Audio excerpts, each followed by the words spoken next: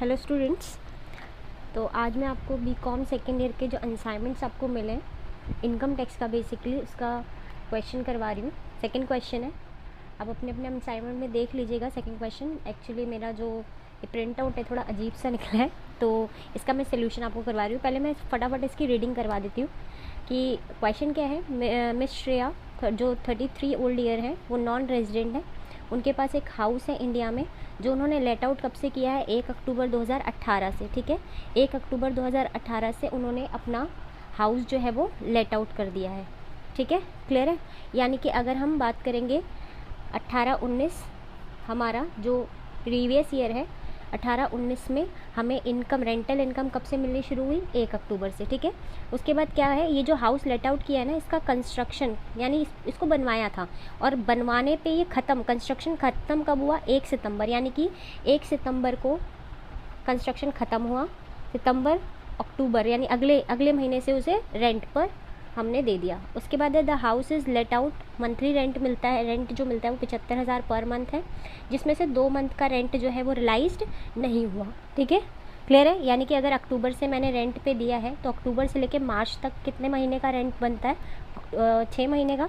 अक्टूबर, नवंबर, दिसंबर, जनवरी, फरवरी, मार्च, 7 महीने का। ठीक है, जिसमें से 2 महीने का मुझे रेंट नहीं मिला है।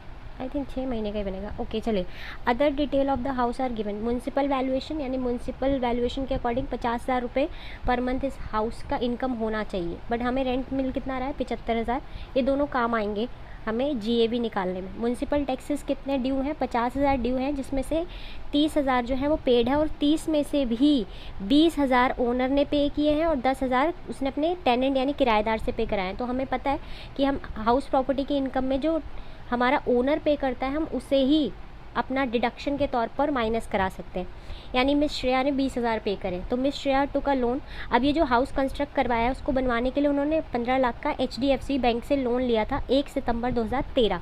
आज 18 चल रहा है, उन्होंने 13 में एक लोन लिया है। 1 सितंबर 2013 में उन्होंने लोन लिया था 15 लाख का। ठीक है, इस हाउस को बनवाने। तो हम हाउस प्रॉपर्टी की इनकम में एज अ ओनर, भाई मैंने खर्चा किया इस हाउस को बनवाने पे। अब इस हाउस की वजह से मुझे लोन लेना पड़ा। लोन तो चलो मैं जितना ले रही हूँ उतना पे कर रही हूँ, तो वो कोई खर्चा नहीं है। लोन का इंटरेस्ट जो होता है वो मेरा खर्चा है, इस हाउस की वजह से आ रहा है, तो मैं वो इंटरेस्ट का डिडक्शन लूँगी, इसलिए लोन का आपको यहाँ पर इन्फॉर्मेशन दिया हुआ है। इसके बाद कंस्ट्रक्शन के लिए लिया है।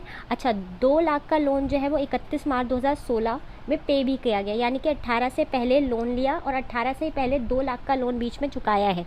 यानी अगर मैं आज के डेट में लोन की बात करूँ, मुझ पर कितना लोन है, तो 13 लाख होगा 18-19 में। इसके बाद है बोल रहा है compute the income, net income and tax liability, यानी कि आपको नेट इनकम यानी कि सारी इनकम जितनी भी आपको दी है, हाउस प्रॉपर्टी की अभी डिटेल दी है, हो सकता है नीचे कुछ और इनकम की डिटेल दे, उन सबको जोड़ के आपको नेट इनकम निकालना और फिर उस पर टैक्स लाइबिलिटी निकालनी है। असेसमेंट ईयर क्या है, 19-20। She spend 30,000 on medical treatment, उसने अपने मेडिकल ट्रीटमेंट, अपने ब्रदर के, जो ब्रदर उस पर डिपेंड है, उसके मेडिकल ट्रीटमेंट पे 30,000 रुपये खर्च करें, जिसकी हम लोग डिडक्शन क्लेम करते हैं। ठीक है, आगे बोल रहा है और उसको इनकम फ्रॉम अदर सोर्सेज 5,70,000 मिले, और एक लॉस हुआ है शॉर्ट टर्म, जो किस चीज़ का है, कैपिटल गेन के हेड में उसे लॉस हुआ है। ठीक है, तो एक चीज़ मैं आपको पहले बता दूं कि जब भी हम इनकम की बात करते हैं तो टोटल इनकम में हम सारी इनकम जोड़ते हैं, लेकिन ये जो कैपिटल गेन होता है इस पर हम टैक्स स्लैब रेट के अकॉर्डिंग नहीं लगाते, इसे अलग ट्रीट किया जाता है। बट ऑल्दो हम नेट इनकम निकालते समय इसे जोड़ेंगे। तो अब हम सोल्यूशन करते हैं। सबसे पहले हमें हाउस प्रॉपर्टी की इनकम निकालनी है। तो हाउस प्रॉपर्टी की इनकम के लिए मैंने सबसे पहले क्या लिखा है, आप इसे करेंगे कैसे, आप लिखेंगे calculation of income from house property for the assessment year 19-20। पूरा इसको बॉक्स में अच्छे से कंप्लीट करेंगे। मैंने अभी इसको रफली ड्रॉ किया, आप इसे बॉक्स में डालेंगे। सबसे पहले हम क्या निकालेंगे, ग्रॉस एनुअल वैल्यू। जो ग्रॉस एनुअल वैल्यू कैसे निकालते हैं, तो आपको सिंपल सा सोल्यूशन बता देती हूँ। वर्किंग नोट भी आप दिखाएंगे, क्योंकि 50 मार्क्स का एक क्वेश्चन है, तो उसको अच्छे से डिटेल देंगे। तो calculation of gross annual value कैसे, म्युनिसिपल वैल्यूएशन तो ग्रॉस एनुअल वैल्यूएशन कैसे निकालते हैं, तो सबसे पहले म्युनिसिपल वैल्यू कितनी दी थी आपके क्वेश्चन में, 50,000 पर मंथ। ठीक है, और ये जो प्रॉपर्टी है वो रेंट पे कब से चढ़ी है, 1 अक्टूबर से। तो 1 अक्टूबर से 31 मार्च, तो अक्टूबर, नवंबर, दिसंबर, जनवरी, फरवरी, मार्च। ठीक है, तो कितने मंथ हो गए, 6 महीने। तो हम 6 महीने का क्या निकालेंगे, सबसे पहले म्युनिसिपल वैल्यूएशन 50 × 6 3 लाख। ठीक है, उसके बाद एक्चुअल रेंट कितना मिल रहा है, 75,000 मिल रहा है पर मंथ, जिसमें से मैंने आपको बोला 2 महीने का तो रेंट मिला ही नहीं, तो 2 महीने का रेंट जब नहीं मिलेगा तो अमाउंट कितना आएगा, 3 लाख। ठीक है, इसके बाद GAV हमेशा म्यूनसिपल वैल्यूएशन और एक्चुअल रेंट का, इन दोनों में से जो हाइयर होता है वो होता है। तो GAV is municipal valuation and actual rent whichever is higher, या GAV is treated as, GAV को कैसे निकालते हैं, it is the higher of municipal valuation and actual rent. तो इनका हाइयर कितना होगा, 3 लाख, 3 लाख ले लिया। इसके बाद म्यूनसिपल वैल्यूएशन के बाद हम GAV निकालने के बाद इसमें से म्यूनसिपल टैक्स माइनस करते हैं। तो 20,000, क्योंकि जो ओनर पे करता है हम वही डिडक्शन ले सकते हैं, तो हमने 20,000 पे किया, तो मिश्रा सिर्फ 20,000 माइनस करा सकती हैं, तो 2,80,000 हमारी इनकम बची। अच्छा, उसके बाद हम स्टैंडर्ड डिडक्शन लेते हैं। स्टैंडर्ड डिडक्शन का मतलब क्या होता है कि जब आप अपना हाउस जो है वो क्लीनिंग करवा रहे हैं, उसका वाइट वॉश करवा रहे हैं, तो उसके लिए गवर्नमेंट एक फ्लैट डिडक्शन दे देती है 30%। किस चीज़ का, जो आपका नेट एनुअल वैल्यूएशन आ रहा है उसका 30% निकालेंगे।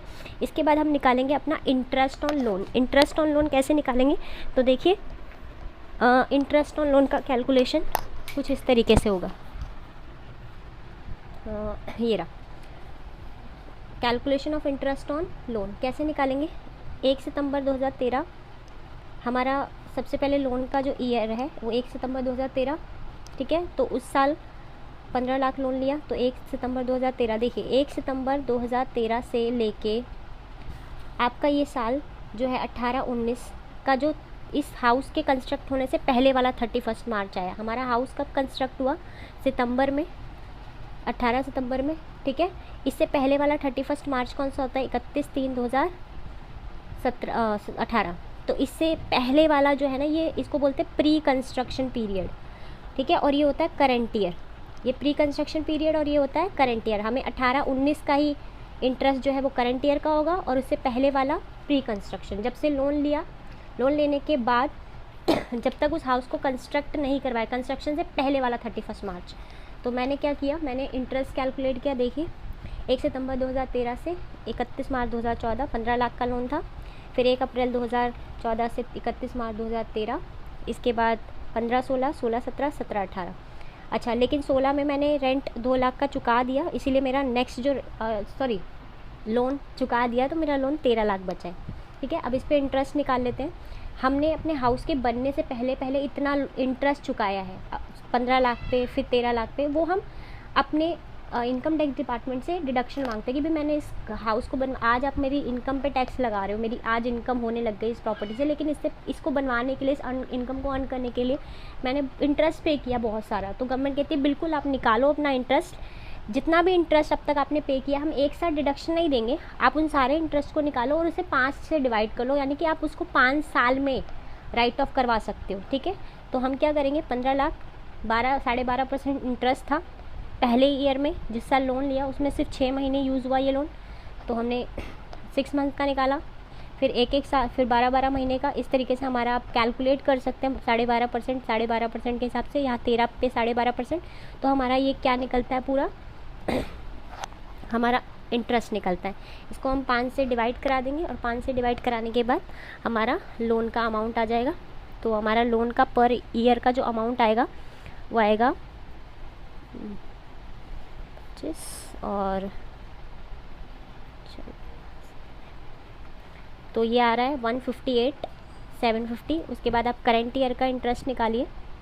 तो करंट ईयर का इंटरेस्ट आप ध्यान से निकालिएगा। आप करंट ईयर का इंटरेस्ट यहाँ से 1 साल नहीं निकालेंगे, आपकी प्रॉपर्टी जो है ना, वो प्रॉपर्टी आपकी, अगर मैं बात करूँ रेंट पे कब चढ़ी है, 1 अक्टूबर से, है ना, तो करंट ईयर का हम इतना ही इंटरेस्ट निकालेंगे 6 महीने का। तो हमारा 13 लाख पे 12.5%, 13 लाख पे 12.5%, 13 लाख पे 12.5% और डिवाइड बाय 2, तो ये आ गया 81,250। इसमें हम 158,750 जोड़ेंगे तो आ रहा है 2,40,000। लेकिन हम मैक्सिमम डिडक्शन कितनी ले सकते हैं, सिर्फ 2 लाख। ये रूल है कि आप 2 लाख से ज़्यादा डिडक्शन नहीं ले सकते। तो आपको भले ही आपने इंटरेस्ट 2,40,000 के, आपका डिडक्शन 2,40,000 का आ रहा है, बट आप मैक्सिमम कितना ले सकते हैं, 2 लाख। तो हमारा ये दोनों अमाउंट माइनस करने के बाद ये आ गया इनकम फ्रॉम हाउस प्रॉपर्टी, जो नेगेटिव में है। इसके बाद हम अपना निकालेंगे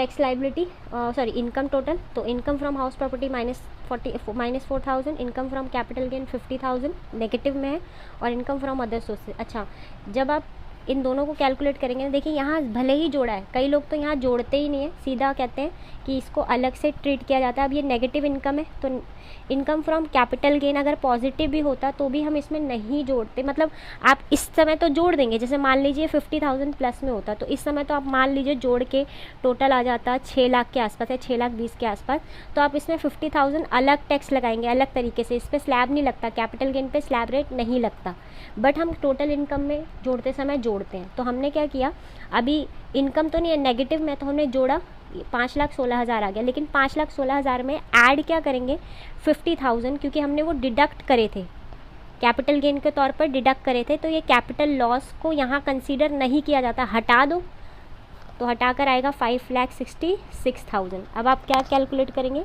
अब आप कैलकुलेट करेंगे अपना टैक्सेबल अमाउंट। तो हमारा टैक्स कैलकुलेशन में हमारी टोटल इनकम 5,55,000 हो गई, और आप स्लैब जैसे आप अपनी बुक में देख लीजिए, जिस तरीके से स्लैब को टैक्स लगाया गया है वैसे लगाइए, तो अप टू 2,50,000 पे कोई टैक्स नहीं लगता। 2,50,000 से अगर इनकम ऊपर हो 5 लाख तक, मतलब अगले 2.5 लाख पे कितना लगेगा 5%, तो वो आ गया 12,500। अब 5 लाख से ऊपर, देखिए 5 लाख से ऊपर कितने गए 66,000, उस पर कितना लगेगा 20%, ये आ गया हमारा टैक्स। इस पर 4% सेस लगेगा, और सेस लगाने के बाद टोटल टैक्स लाइबिलिटी कितनी आ गई 26,728 रुपये। तो ये आपका असाइनमेंट के सेकंड क्वेश्चन को मैंने एक्सप्लेन कर दिया है। अब मैं असाइनमेंट में आपको थर्ड क्वेश्चन नेक्स्ट वीडियो में प्रोवाइड करा दूंगी, आप वो भी कैलकुलेट कर सकते हैं। बेसिकली आपको 2 ही क्वेश्चन करने हैं। अच्छा, आप असाइनमेंट जब आप बना रहे हैं तो उस पर अपना ड्यू का जो रोल नंबर है वो मेंशन कर दीजिएगा, एग्जामिनेशन रोल नंबर वो मेंशन करिए, नेम, और पेपर A4 साइज़ के यूज़ करिए, और इसको प्रेजेंट बहुत बेहतर तरीके से करिए ताकि आपको full out of full marks मिले। Okay, thank you.